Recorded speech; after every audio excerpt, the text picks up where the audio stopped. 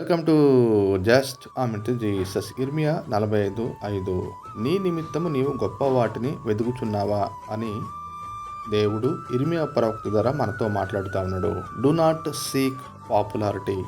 ఈరోజు పేరు కోసం, ప్రతిష్ఠితుల కోసం ప్రాకులాడేవారు క్రైస్తవ సమాజంలో రోజు రోజుకి పెరిగిపోతూ ఉన్నారు.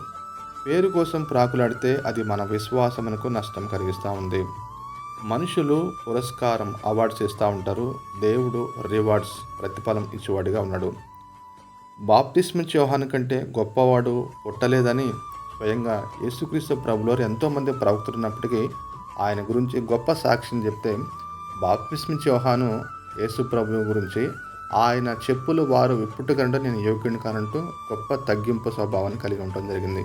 కాబట్టి ఆధ్యాత్మిక జీవితంలో, అనుదిన జీవితంలో మనం పేరు కోసం కాకుండా క్రైస్తవ పరిచర్లో గొప్ప పాలుభాగస్తులం అవుతాం గాక. హల్లెలూయా.